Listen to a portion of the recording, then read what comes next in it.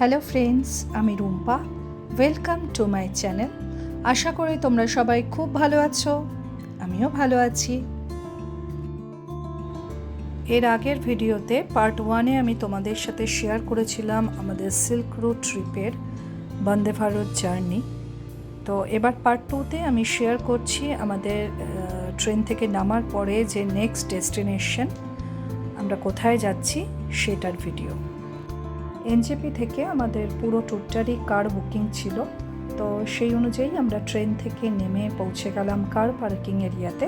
সেখানে আমাদের ড্রাইভার আমাদের জন্য ওয়েট করছিল।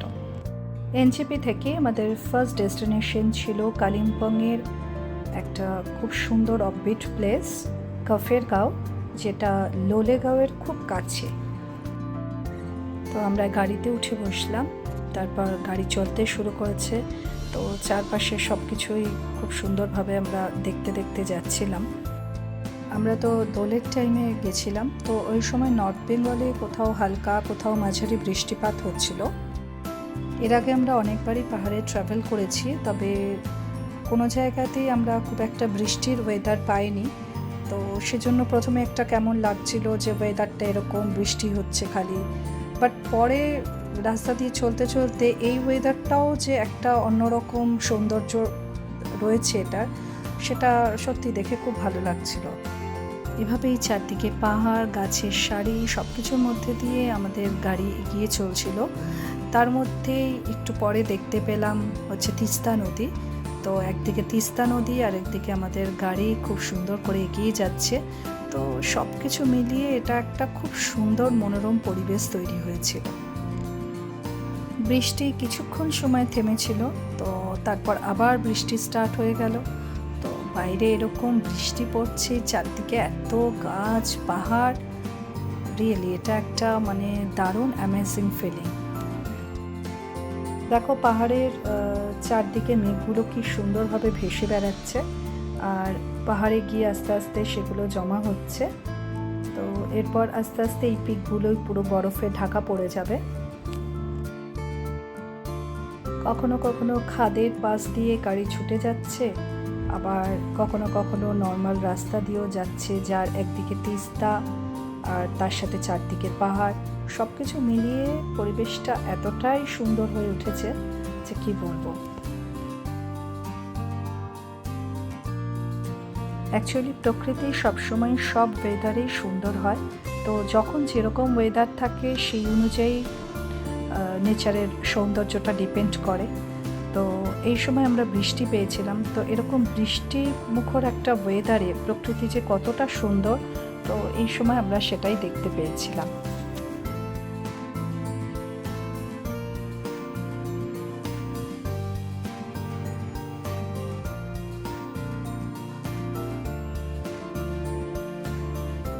এরকম বৃষ্টি ভেজা পাহাড়ি রাস্তায় চলার অভিজ্ঞতাটা খুব একটা নেই, কারণ আমরা যে সময়ই গেছি অক্টোবর টাইমেই গেছি, আর বৃষ্টি কোথাওই পাইনি।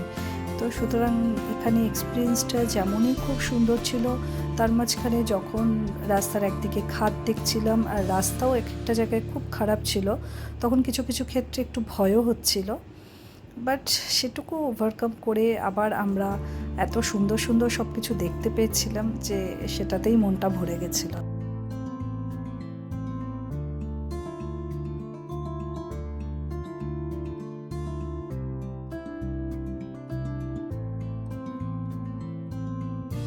এবারে চলার পথের রাস্তাটা দেখে আবার হলো আরেকটা নতুন অভিজ্ঞতা। কারণ দেখলাম মেঘ যেন পুরো রাস্তাতেই চলে এসছে, রাস্তা ভালো মতো দেখাই যাচ্ছে না। আমি তো ভাবছিলাম যে আমাদের ড্রাইভার ভাই কিভাবে গাড়ি চালিয়ে যাচ্ছে, বাট উনি তো ওনার মতো খুব সুন্দরভাবেই যাচ্ছিলেন। আর এতটাই ভালো লাগছিল, কারণ চারপাশটা একদম মনে হচ্ছে পুরো মেঘে ঢেকে গেছিল, আর একটা অদ্ভুত পরিবেশ।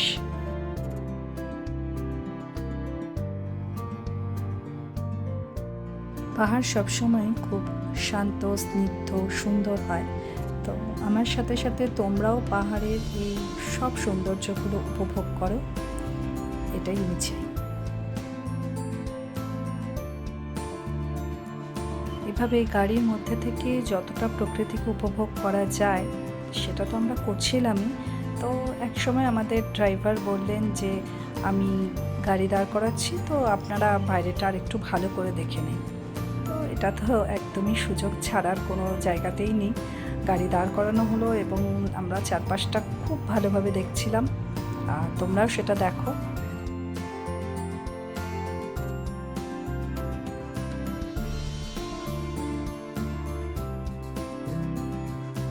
তোমরা সবাই সামনের রাস্তাটা এবার দেখো, পুরো দেখো মেঘ, একদম মানে মেঘ দিয়ে ঢাকা পড়ে গেছে রাস্তাটা।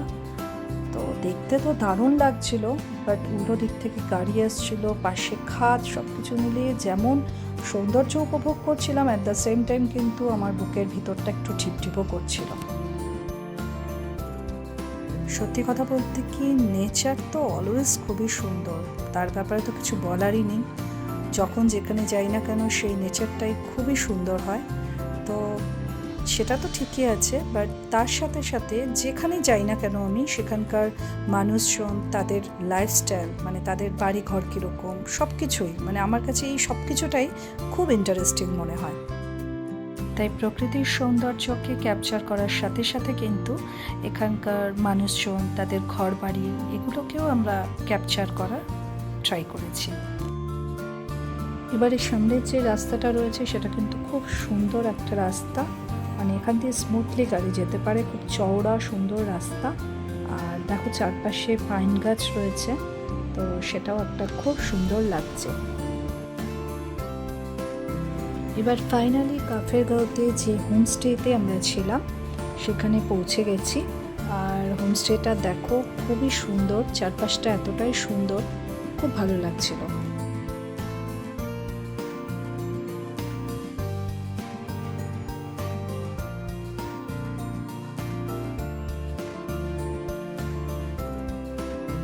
হোমস্টেতে ঢুকেই দেখলাম দুটো ছোট্ট বাচ্চা দুটো ডগির সাথে খেলা করছে। এখানকার ডগিগুলো কিন্তু খুব লোমশ হয়, খুব সুন্দর লাগে দেখতে।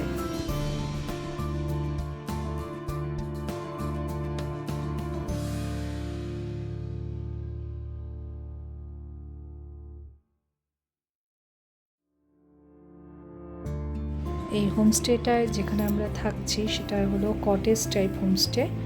আর দেখো হোমস্টেটা পুরোটা না কাঠ দিয়ে তৈরি, খুব সুন্দর দেখতে। এই অফবিট প্লেসগুলোতে হোটেল দেখা যায় না, এখানে কিন্তু সবই হোমস্টে।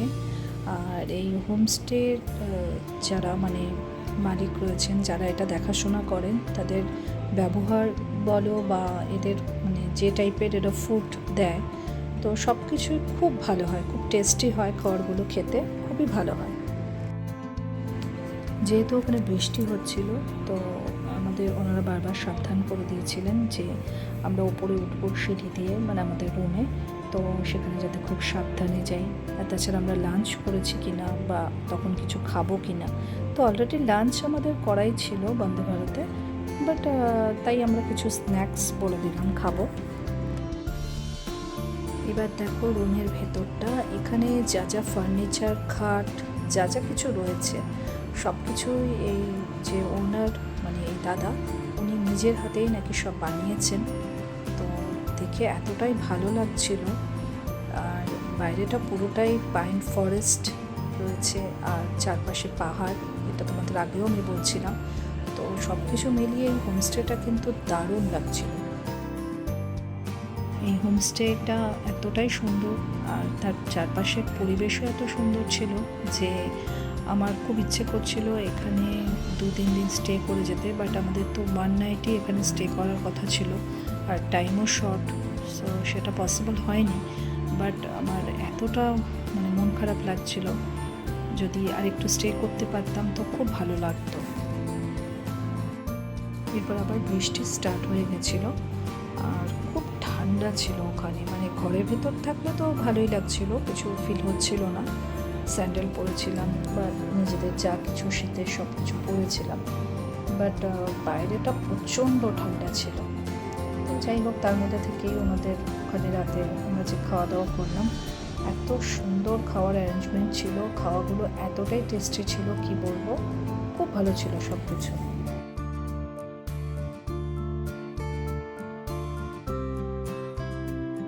এবার দেখো পরের দিন ভোরবেলার কাঞ্চনজঙ্ঘার ভিউ, কি সুন্দর দেখতে লাগছে দেখো।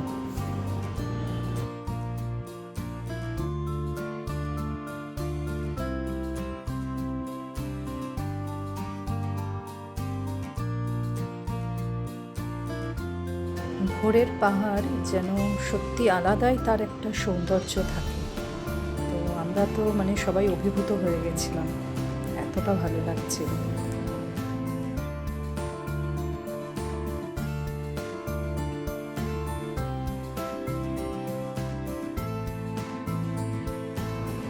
দেখো কি সুন্দর এরা বাঁধাকপি চাষ করেছে, এছাড়াও এরা অনেক কিছুই এখানে চাষ করে রেখেছে।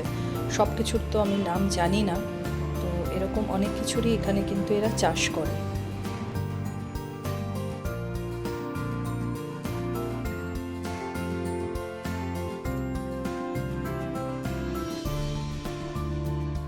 তাছাড়া কত রকমের ফুল হয়ে রয়েছে দেখো, দেখলেই এত ভালো লাগছে।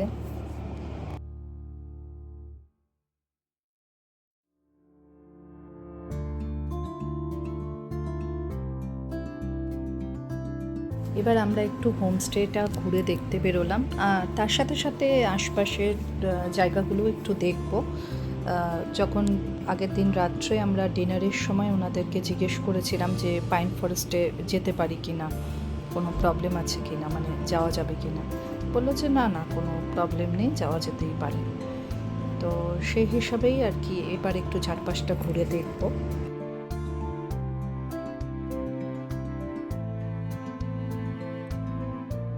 দেখো এই সব কটেজগুলো দেখা যাচ্ছে, এগুলো কিন্তু এই হোমস্টেরই সব কটেজ, আর পরপর সব রয়েছে। দেখো দেখতে কি ভালো লাগছে।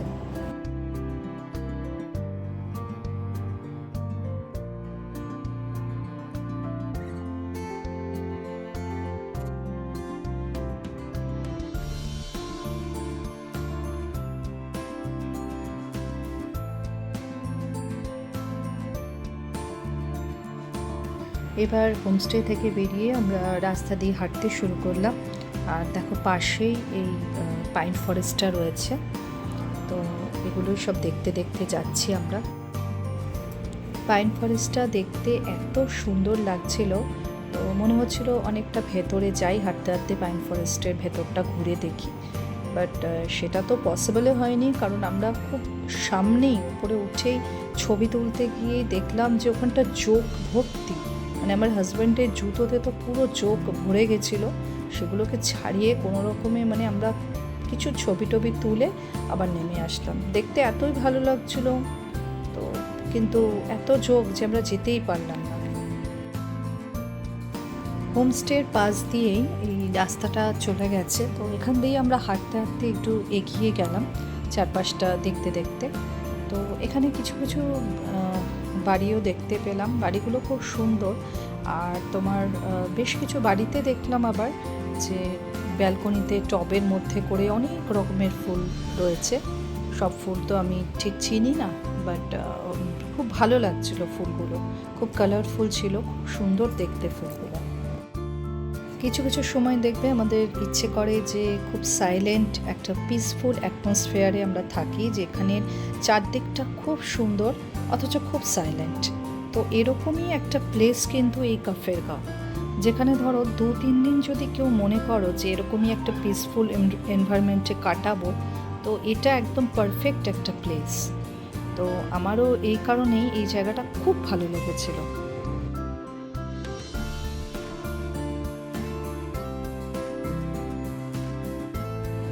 তারপর আমরা আবার হোমস্টেতে ফিরে এলাম, কেন আমাদের ব্রেকফাস্ট করতে হবে, দেন বেরোতে হবে। তো সেখানে এসে আবার একটা, এখানে দেখো ফুড ব্রিজ রয়েছে একটা, তো সেই ফুড ব্রিজটায় একটু ছবি টবি তুললাম আর কি। তো তারপরে আমাদের আর কি বেরিয়ে পড়া।